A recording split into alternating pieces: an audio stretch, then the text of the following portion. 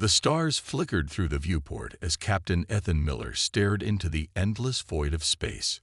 3 hours ago, life had been normal. Now, humanity stood at the edge of something much bigger than they had ever imagined. "Sir, the alien vessel is requesting permission to dock again," said Lieutenant Ryan Davis from the communication station.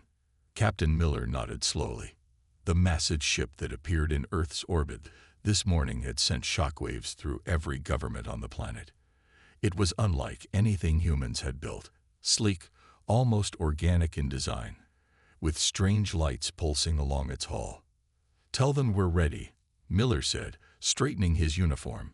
As commander of the International Space Defense Platform, he never expected to be humanity's first official contact with alien life. The docking tube connected with a soft hiss. Miller stood tall, flanked by Dr. Heather Woods, Earth's leading xenobiologist, and General John Carter, representing Earth's United Military Command. The door slid open. A tall, slender figure stepped through. Its skin was pale blue with faint patterns that seemed to shift with each movement. Large, dark eyes studied the humans carefully. "I am Zixtel, diplomatic envoy of the Arcturian Concordat," the alien said in perfect English. "I thank you for receiving me." Miller stepped forward. "Welcome to Earth. I'm Captain Ethan Miller." Zixtel bowed slightly. "Captain Miller, we have observed your world for some time. Under normal circumstances, we would allow your species several more decades of development before contact, but these are not normal times." General Carter frowned. "What exactly does that mean?" The alien diplomat gestured toward the observation window.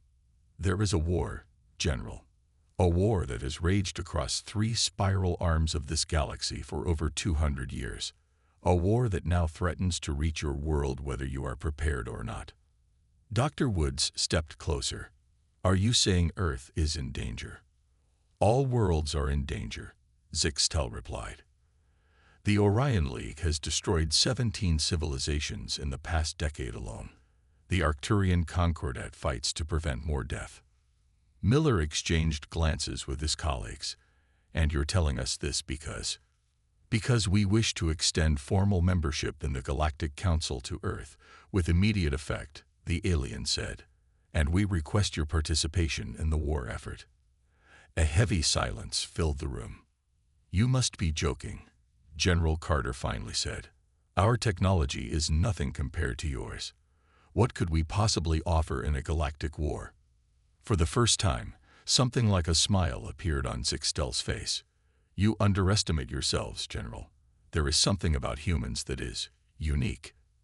The alien diplomat touched a device on its wrist. A holographic display appeared, showing what looked like medical scans. "Your species evolved on what we classify as a death world. High gravity, extreme temperature variations, dangerous levels of solar radiation, and remarkable biodiversity, including numerous predators. These conditions have created something special." Dr. Woods studied the display with widening eyes. "These are comparative physiological scans." "Correct, Doctor. Humans possess unusual endurance, pain tolerance, and adaptive capabilities. But more importantly," Zixtel paused, "your psychological makeup is unlike anything we've encountered." Miller crossed his arms. "Meaning what?" "Meaning that where most species seek harmony and predictable patterns, humans thrive on chaos and conflict. You turn disadvantages into strengths. You fight hardest when victory seems impossible." General Carter laughed without humor. "So you want cannon fodder?" "No," Zixtel said firmly. "We want hope. The war has reached a stalemate. Both sides are exhausted. We need something the enemy cannot predict." The alien turned to face the viewport, looking out at Earth glowing blue and white against the darkness. "A delegation from your world has been invited to observe our conflict firsthand before you make your decision. Captain Miller, you will lead this mission." Miller felt the weight of billions of lives suddenly rest on his shoulders. "When do we leave?" he asked. Zixtel's eyes seemed to darken. "Immediately. The enemy approaches this sector faster than anticipated." It is time for humans to see the stars, Captain Miller. And perhaps time for the stars to fear humans. The alien ship moved faster than anything humans had ever built. Captain Miller watched through the observation deck as Earth shrank to a tiny blue dot, then vanished entirely. Within hours, they had passed Mars, then Jupiter. By the end of the day, they had left the solar system. "It's incredible," Dr. Frank Paddle said, standing beside Miller. "Their propulsion technology must harness some form of space-time manipulation." Miller nodded. The small human delegation consisted of himself, Dr. Patel, military advisor Laura Bennett, and 3 other specialists. They had barely had time to pack before Zixtel rushed them aboard. "I still think this is a mistake," Laura said quietly. She had argued strongly against joining any alien conflict. "We don't know these beings. What if we're just cannon fodder to them?" Before Miller could answer, the ship lurched. The stars outside blurred, stretched, and suddenly they were somewhere else entirely. A massive space station hung against the backdrop of an orange-red nebula. Dozens of ships, all different shapes and sizes, moved around it. "Welcome to Outpost Meridian," Zixtel announced, entering the observation deck, a forward command base of the Arcturian Concordat. "The War Council awaits your arrival." Laura straightened her uniform. "Let's not agree to anything yet. We observe only." The War Council chamber was enormous. Beings of at least 12 different species sat around a curved table. Some looked almost human, others were utterly alien. Crystalline structures, floating gas sacs, and things that seemed made of living metal. A tall figure with golden skin stood as they entered. "The humans have arrived," it announced. "I am High Commander Velnox of the Concordat forces." Miller stepped forward. "Captain Ethan Miller, representing Earth. We've come to learn more about your conflict." "Then learn you shall," Velnox said, touching a control panel. The room darkened. A holographic display appeared, showing planets, star systems, and battle formations. Red areas marked Orion League territory. Blue showed Arcturian Concordat space, and green indicated neutral zones. "The war began 2 centuries ago over resource rights and the Cygnus Arm," Velnox explained. "It has since consumed half the galaxy. Billions have died. Entire species have been exterminated." Dr. Petal studied the display with growing horror. What kind of weapons could do this? Planetary bombardment, engineered plagues, gravity weapons that crush worlds, said a small, insect-like being. "I am Science Director Klikta. Would you like to see the footage?" Before anyone could answer, the display changed. They watched as energy beams tore through cities. Armored soldiers of various alien species fought in ruined landscapes. Massive ships exchanged fire above burning worlds. Laura's face paled. "And you expect Earth to stand against this?"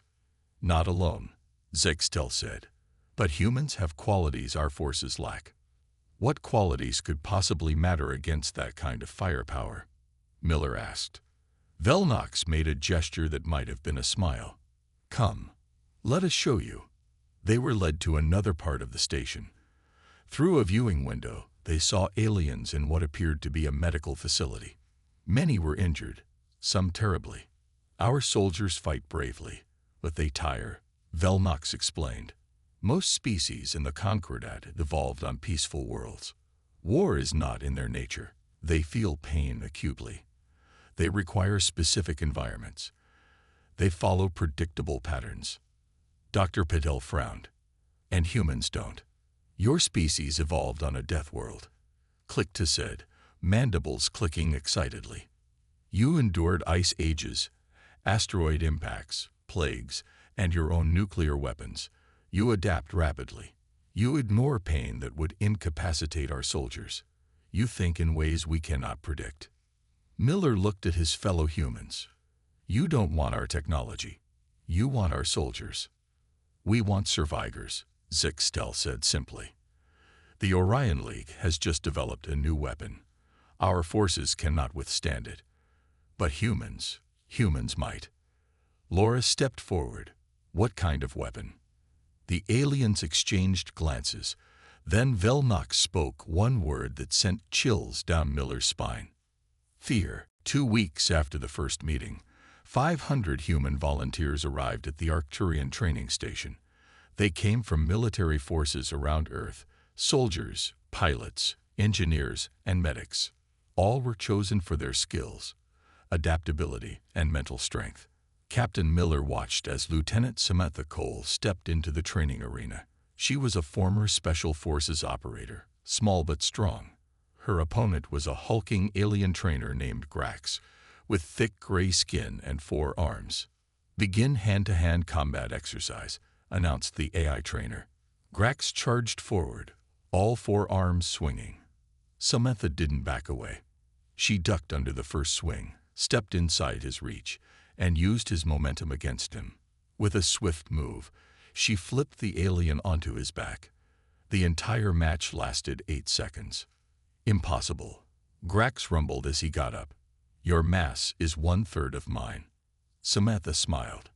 "It's not about mass. It's about leverage and speed."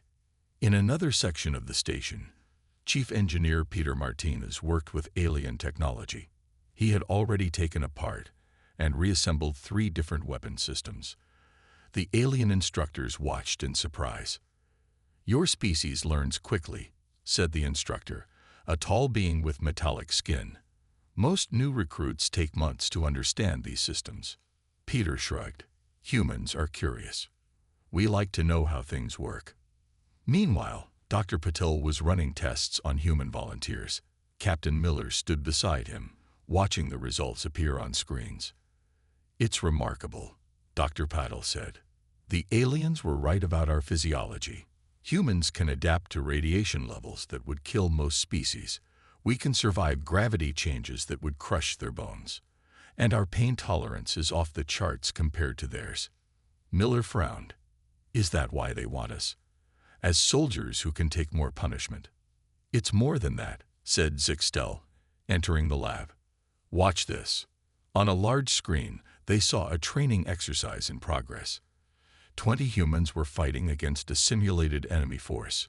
The aliens had given them a standard battle plan, but the humans weren't following it. "They're improvising," Miller said. "Exactly," Zixtel replied. "Other species follow orders exactly. They use tactics that have worked for centuries. But humans change their approach mid-battle. You see opportunities others miss.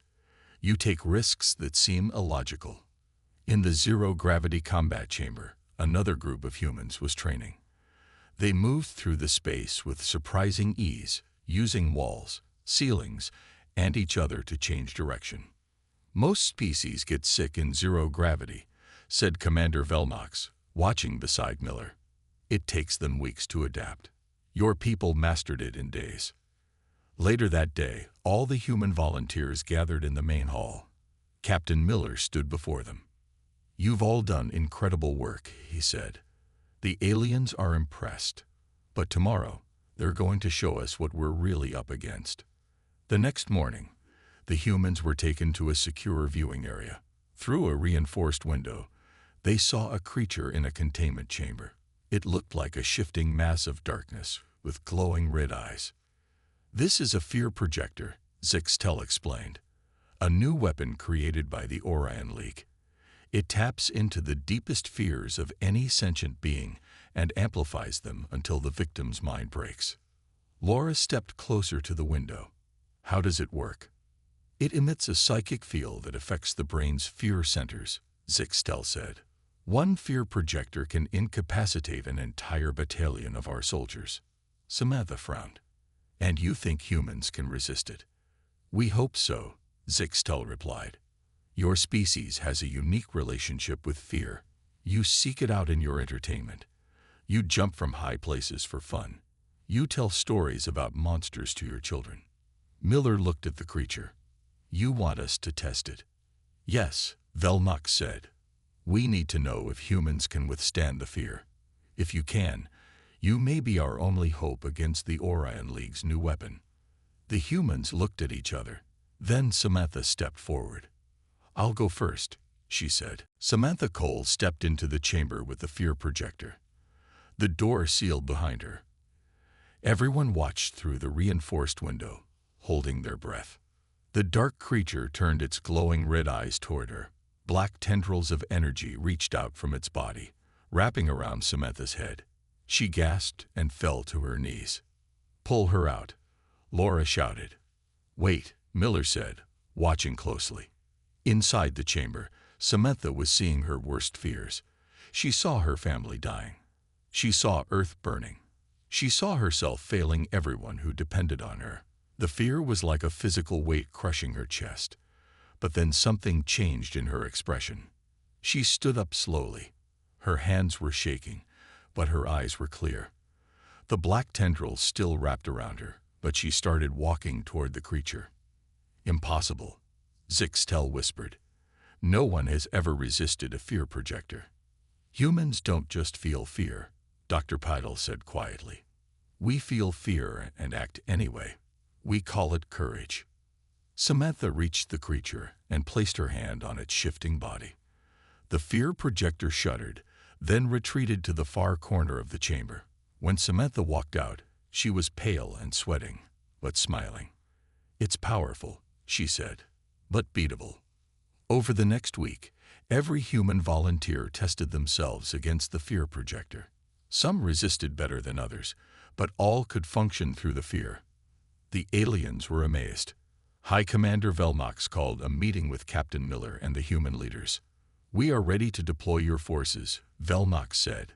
"The Orion Lee has taken control of Outpost Sigma, a key supply base on the moon of Verex Prime. They have 3 fear projectors there. Our forces cannot retake it." Miller studied the holographic map. "And you want us to try?" "Yes. We will form the first human combat unit. We are calling it Terran Strike Force Alpha. Lieutenant Cole will lead the ground assault." "And what about the rest of us?" asked Peter Martinez.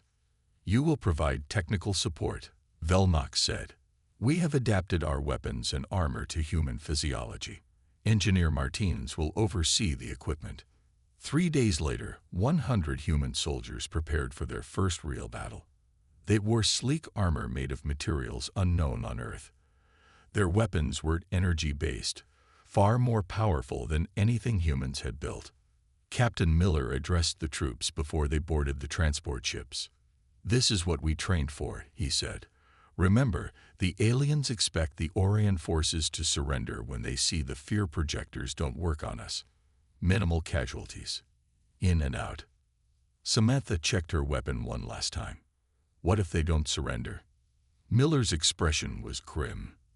"Then we show them why humans are feared even without a special weapon." The journey to Verex Prime took only hours. From orbit, they could see the moon's surface, rocky and covered in ice, with the outpost visible as a cluster of domed structures. "Scanners show 50 enemy combatants," reported the pilot, "and 3 fear projectors active." "Drop us a kilometer away," Samantha ordered. "We'll approach on foot." As the transport landed, Miller watched from the command ship in orbit. The icy surface of the moon glittered in the light of the gas giant it orbited. "Troops deployed," Samantha reported over the comm, moving to position. The human soldiers spread out, using the rocky terrain for cover. The enemy outpost had strong defenses, energy shields, automated turrets, and patrol ships. But they didn't expect humans. "They've spotted us," one of the soldiers reported. On the outpost walls, alien figures pointed toward the approaching humans. The largest aliens, brutish beings with thick armor, moved to the front. They activated devices on their belts, and black energy began to flow from them. "Fear projectors activated," Samantha reported, her voice steady. "We feel them, but we're proceeding." The alien defenders watched in shock as the humans continued their advance through the waves of fear. The alien defenders of Outpost Sigma stared in disbelief as the human soldiers continued their advance. The fear projectors should have stopped them instantly. Instead, the humans kept moving, their faces strained but determined.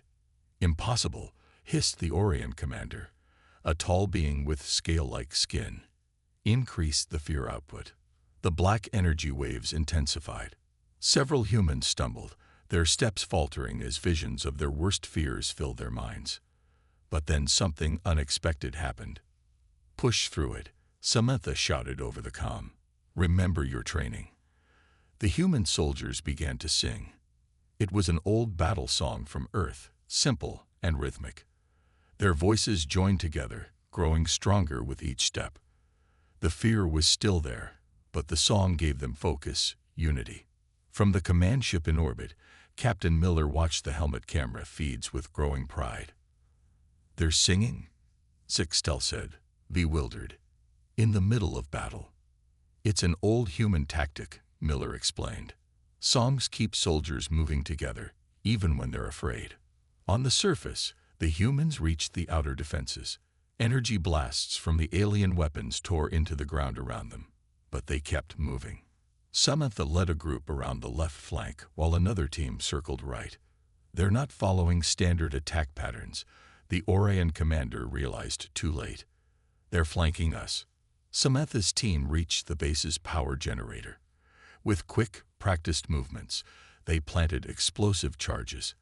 The other team engaged the main defense force, drawing attention away from Samantha.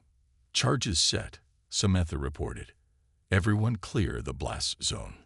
The explosion knocked out the base's shields and main power. The fear projectors flickered and died. In the confusion, the humans stormed the command center. "Surrender now," Samantha told the Orion commander, her weapon aimed at its head. "We don't want unnecessary deaths." The alien stared at her with 4 yellow eyes. "What are you? How did you resist the fear?" "We're human," she replied simply. "Fear is our oldest companion." Within an hour, the base was secure. The human soldiers had suffered no casualties, though several were injured. The alien defenders surrendered after seeing their most powerful weapons fail. News of the human victory spread quickly through both the Arcturian and Orion forces. Video recordings of humans advancing through the fear projector's influence were watched with awe and terror throughout the galaxy. Back on the command ship, High Commander Velnox called a special meeting. "The Orion High Command has requested emergency talks," Velnox announced. "Your success has shaken them deeply." Miller looked surprised. "One small victory did that." "It wasn't small to them," Zixtel explained. "The fear projectors were their ultimate weapon. If they don't work on humans, their entire strategy collapses." Dr. Petal studied the data from the battle. "Our people performed even better than expected. It seems adrenaline actually helps humans resist the fear effect. The higher the stakes, the braver we become," Laura noted. Velnox looked at the humans with new respect. "We underestimated your species. We thought you would be useful shock troops. Now we see you could change the entire war." Over the next few days, human forces were deployed to 3 more key battles. Each time, they succeeded where alien forces had failed. The Orion League began to retreat from several contested systems. Word spread among the Orion ranks about the new allies of the Arcturian Concordat. Some called them demons who felt no fear. Others said they were death world monsters who thrived on chaos. Captain Miller was reviewing mission reports when Sixtel entered his quarters. "Captain, we'd received a direct communication from the Orion Supreme Council," Sixtel said. "Voice urgent. They want to negotiate peace terms." Miller looked up in surprise. "Because of us? We've only fought a few battles." "It's not just the battles," Sixtel replied. "It's the footage of your Lieutenant Cole walking straight toward a fear projector. It's your soldiers singing as they charge into battle. The Orion leaders are terrified of what humans might do next." "What do they want?" "They want to meet the humans who laugh at fear," Zextel said. "But I'm worried. Our intelligence suggests this may be a trap." The peace talks were set to take place on a neutral space station near the border between Arcturian and Orion territories. Captain Miller led the human delegation, accompanied by Samantha, Dr. Patel, and Laura. Zixtel represented the Arcturian Concordat. As their ship approached the station, Miller felt uneasy. The station was shaped like a giant ring, slowly rotating to create artificial gravity.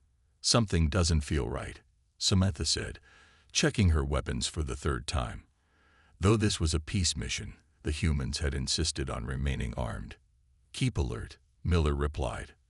"But remember, we're here for peace if possible." The docking bay was filled with representatives from both sides of the conflict. The Orion delegation was led by Supreme Commander Krovac, a massive being with dark purple skin and eyes that glowed faintly yellow. "Welcome, humans," Krovac said, voice rumbling like distant thunder. "Your reputation precedes you." The meeting chamber was large and circular, with a table in the center. As the discussions began, it became clear that the Orion League was deeply concerned about humanity's involvement in the war. "Your species has changed the balance of power," Krovac stated. "We wish to understand what you want from this conflict." "We want peace," Miller replied simply. "We joined to help end this war, not to continue it." Krovac's eyes narrowed. "Yet you have caused more damage in weeks than the Arcturians did in years." Before Miller could respond, alarms blared throughout the station. The lights flickered and died, replaced by dim emergency lighting. "What's happening?" Laura demanded. A voice came over the station's communication system. "Warning. Hostile vessels approaching. This is not an Orion attack. Repeat, this is not an Orion attack." Miller looked at Krovac. "Is this your doing?" The alien commander seemed genuinely confused. "No, this is not our plan." Suddenly, the station shook violently. Something had struck it from outside. Security feeds showed new ships appearing near the station. Unlike any Orion or Arcturian design, they were dark, almost organic in appearance, with pulsing lights along their hulls. "Void Collective," Zixtel whispered in horror. "They're supposed to be just a myth." "What's the Void Collective?" Miller asked as they rushed to defensive positions. "Ancient beings who feed on conflict," Zixtel explained quickly. "They'd been manipulating both sides, keeping the war going. They harvest energy from death and destruction." The station shook again as more enemy ships appeared. Boarding pods attached to the outer hull, and strange, shadowy figures began pouring into the station. "We need to evacuate," Krovac said. "My ship can carry us all." Miller nodded. "We'll cover your retreat."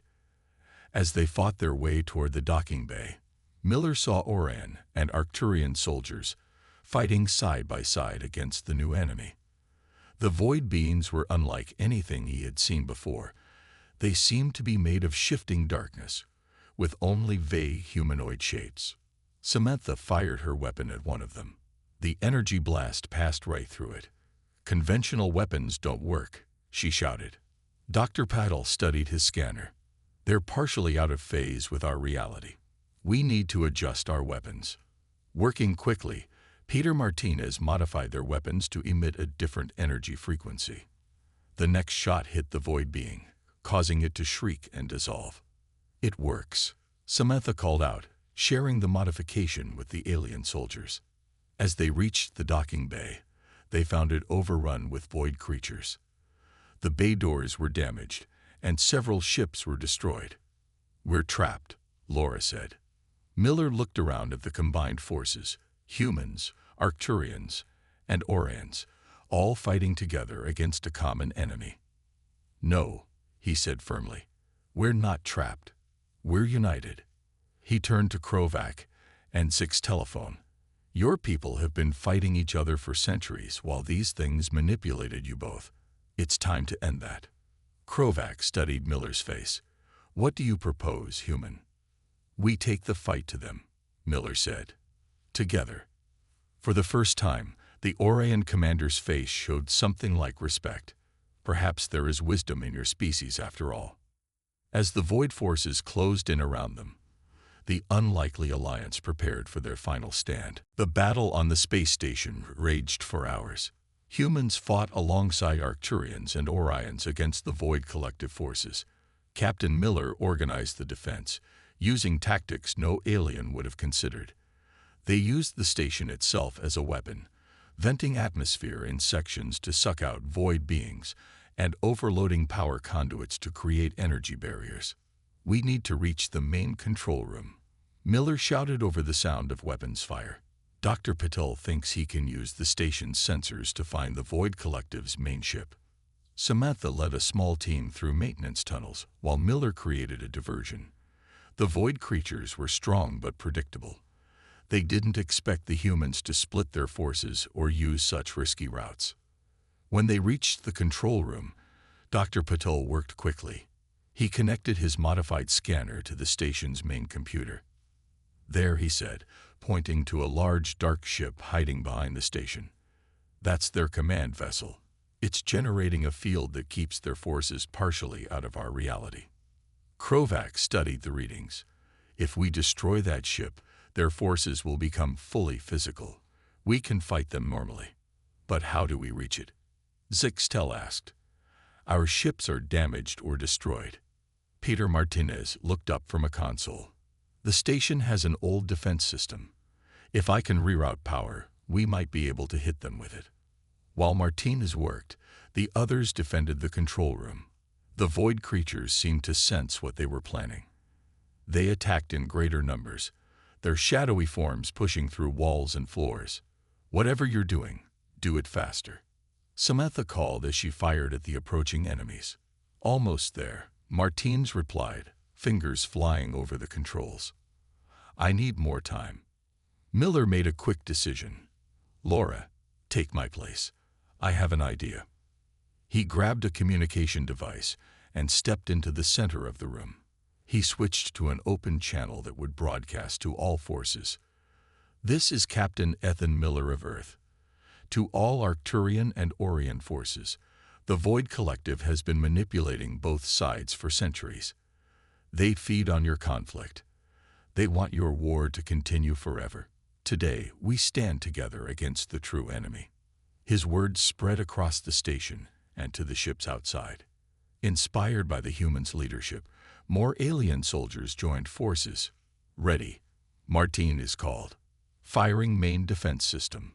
The station's ancient weapons powered up and fired a massive beam of energy at the hidden void ship. The beam struck true, causing the dark vessel to flicker into full visibility. Now, Miller ordered, every remaining ship, Arcturian and Orion alike, turned their weapons on the exposed void command ship. Under the combined assault, the dark vessel began to break apart. As the void ship exploded, the shadowy creatures throughout the station suddenly became solid. Without their phasing ability, they were vulnerable to normal weapons. The combined forces quickly eliminated the remaining threat. In the aftermath, Captain Miller stood between Krovac and Velnox as they signed the first peace agreement between their peoples in 200 years. The war is over, Velnox announced, thanks to our human allies. Not allies, Krovac corrected. Friends. 3 months later, Miller stood on an observation deck on Earth, watching as ships from dozens of alien species arrived for the first Galactic Council meeting to be held on human territory. Did you ever imagine this when we first met, Zixtel? Samantha asked, joining him at the window. Miller shook his head. I thought we were joining a war. Instead, we ended one. Dr. Paddle smiled. The aliens feared us at first.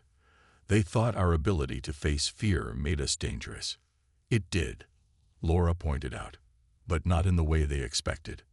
On the planet below, a new galactic academy was being built. Aliens from across the galaxy were coming to study human culture, psychology, and history. They wanted to understand the species that could face fear and still move forward. What happens now?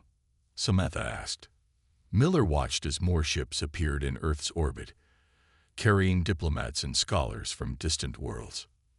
Now, he said, we show them that humans are good for more than just war. We teach them about courage, compassion, and hope. A small alien child, visiting Earth with its parents, approached Miller hesitantly. It held out a flower-like object. Thank you, it said in carefully practiced English. My world is free because of humans. Miller knelt down and accepted the gift. No more fear, he promised. Only friendship. Where once the galaxy cowered at the thought of humans joining the war, now they celebrated the peace that humanity had helped create.